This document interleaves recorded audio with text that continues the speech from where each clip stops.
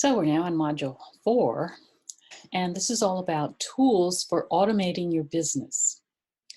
And the tools that we want to use that are essential for um, getting clients include a calendar, scheduler, and the scheduler can be connected to your calendar. So like if you have Google Calendar or Outlook, or there's a few others.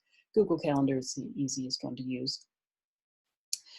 And the thing is, you may already have a scheduler, but you want to make sure that it has this one feature, which is that it can redirect people to your application. Now, when I started out doing this, I had Time Trade, and I do have a demo in there for how to use Time Trade. And in there, they don't have a redirect. So you have to put that information in the email that's going to go out to these people. But what I found is that not everybody reads the email. And you may do this, but I know I do this, is that when I make an appointment and I see the little reminder, I just read the subject, which is reminding me. And a lot of times I don't look at the whole email. So that's why there's a little gap there. And a lot of times I've had to go in and send another email to the person after they booked a call to fill out the application. And probably because they didn't read the email. So it's a lot easier if you get one of these schedulers that have a redirect feature. And you're going to have to pay for that, but it's just going to make it a lot easier for you, because once they book a call with you, then they'll be redirected to fill out the application form. That is, the thing is that usually we say we want to make things as easy as possible for people with the least amount of steps. But when you're selling a high-ticket program, you want a few more filters. And so if they're not going to fill out the application, they're probably not the right client for you or a good fit. So you want people who are going to fill out the application, and then they're going to be giving you information that you will need to use in your conversation. And of course, one of the things that you're going to ask them on the application is about their financial situation in a subtle way, just so you can know ahead of time whether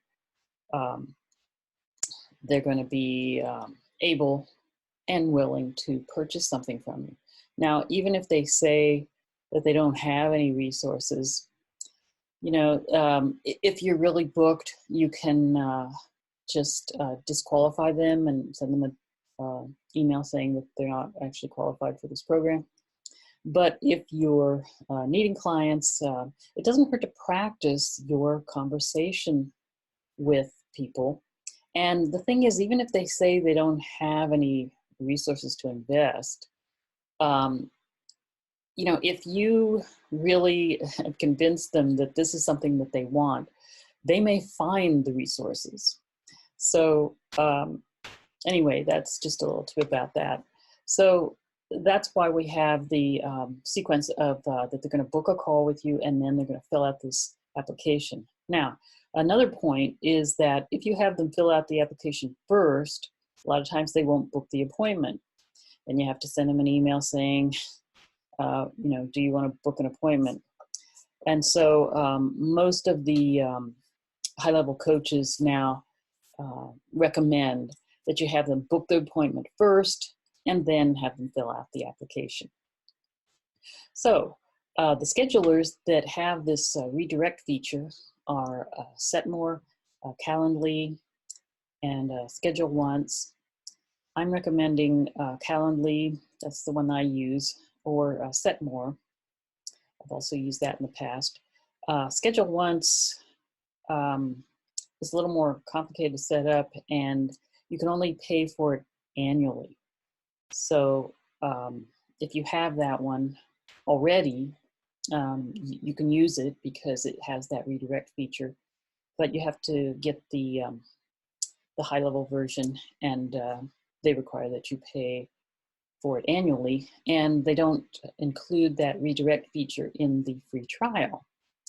So just a little information for you on that. And then as far as payments, payment platforms go, PayPal is fine for coaches. You can use the features that they have, get a business account, and it's certainly adequate.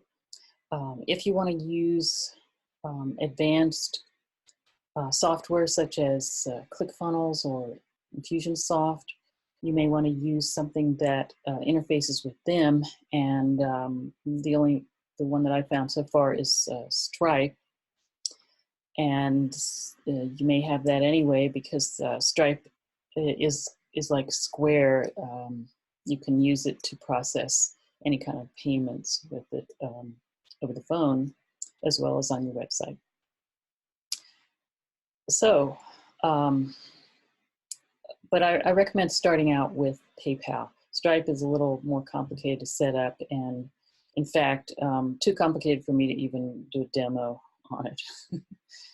But if you're using ClickFunnels, then it's easy. You just set up the account and then connect it from ClickFunnels, connect to Stripe, and then you don't have to do all the other setup work. So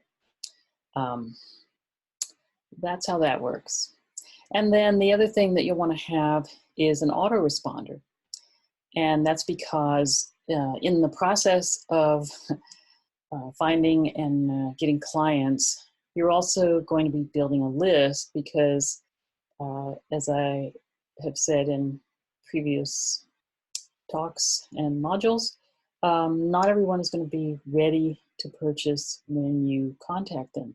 And so you want to put them on the list and nurture that list, give them information, keep your name in their awareness so that when they are ready to purchase, they will think of you.